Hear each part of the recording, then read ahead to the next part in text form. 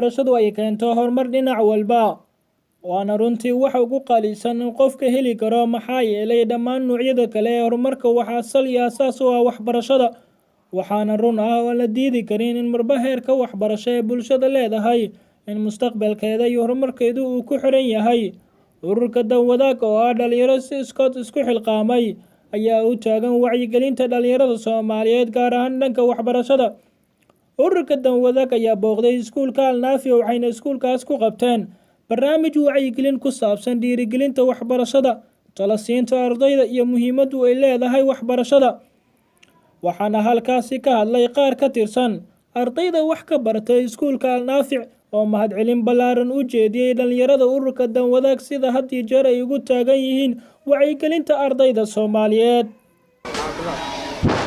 bismillaah anigoo magacayga Sumay Daadil Shurki oo ka socda fasalka afraad oo dhigta iskuulka Alnaafi Primary and Secondary School waxaan u mahadcelinayaa ururka danwadaag oo maanta la soo booqday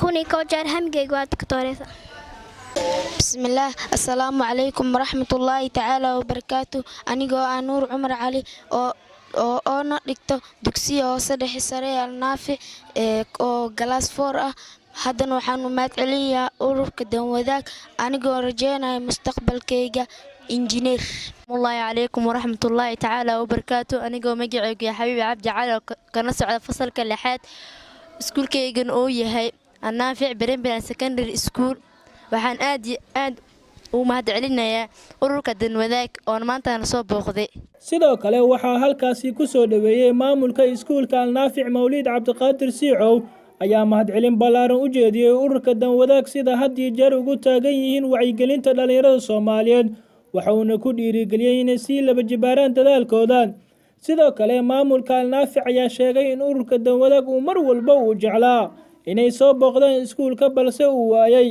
koob uu kala xiriiro waxa uu yiri waxa sharaf weyn inoo ah inaan maanta ururka danwadaag aan ku soo dhaweyno iskuulka Alnaafi Assalaamu alaykum wa rahmatullahi wa barakatuh anigoo ah maamulka dugsiga hoose dhexe iyo sare ee Alnaafi ee ku yaala degmada Dharkeenley waxaan halkaan aad iyo aad ugu mahadcelinayaa ururka isxilqaamay soo booqday ururkaas oo la yiraahdo danwadaag ururka danwadaag waa urur u shaqeeya bulshada waxaan aad ugu faraxsanahay maanta oo ay tahay maalin talaada ah taariikhduna ay ku beegan tahay 5 bisha 3 2019 ururka danwadaag muddo aad iyo aad u fog waxaan jeclahay inay noo imaadaan waxa sidoo kale farxad weyn waa ururkii ugu horeeyay ee soo booqda iskuulka hoose dhexe iyo sare ee Alnaafi ku yaala degmada Dharkeenley waana urur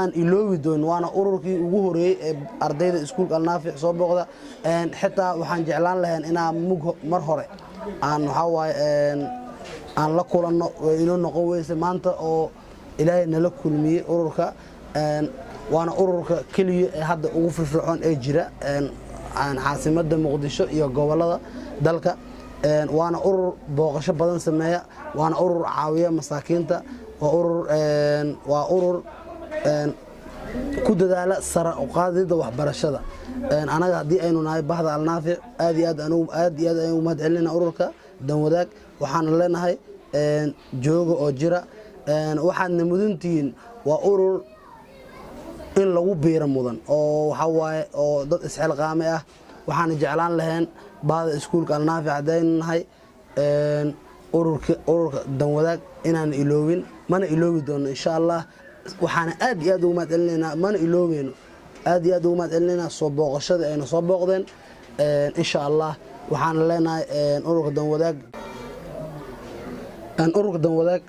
waxaan kula dardaarmayaa inay si laba jibaaraan wax qabadka ay u qabanayaan bulshadooda waana urur aan la iloobi karin taariikhda waxa waaye iloobi doon insha Allah waxaan ani kula sii talin lahay dadaalka ay wada inay si laba jibaaraan ay si kordhiyaan dadka masaakiinta ay wax u qabtaan ay u sii qabtaan waxaan leeyahay ururka danwadaag hala si laba jibaar dadaalkiina waxbarashadana hala hormariyo, waxbarashada ha lagu sii dadaalo, dadka waxbartay hala sii dhiirigeliyo.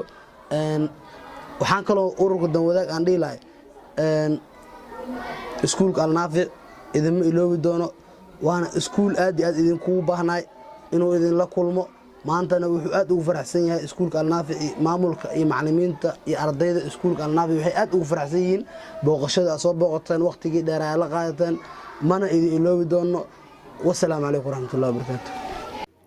dhanka kale Haashim Cabdullaahi Xasan oo ah madax waxbarashada ururka danwadaag ayaa booqday fasalada iskuulka iyo xaaladda waxbarasho iyo qaabka ay wax u bartaan ardayda.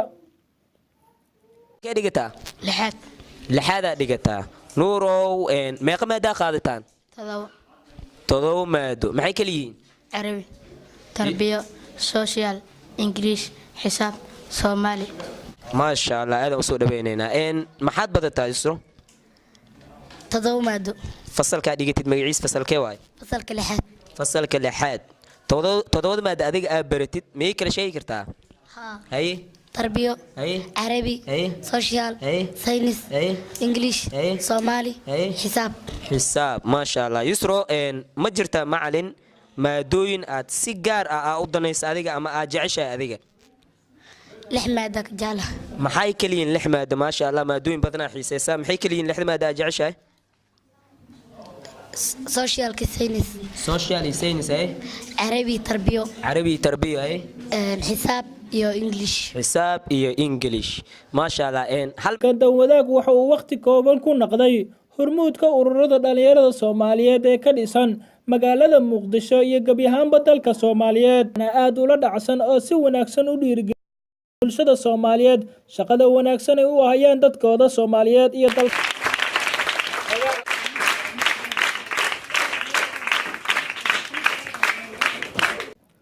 ugu dambeyn madaxa arrimaha bulshada ururka danwadaag Hani Ibraahim Dubad ayaa u mahadcelisay maamulka iskuulka Alnaafic iyo guud ahaanba ardayda iskuulka Alnaafic. bismillaah, waxaan mahad iskale Allah subxaanahu wa tacaala oo inoo suurtageliyay inaan maanta soo booqano iskoolka Alnaafic Primary and Secondary School anagoo ah ururka danwadaag.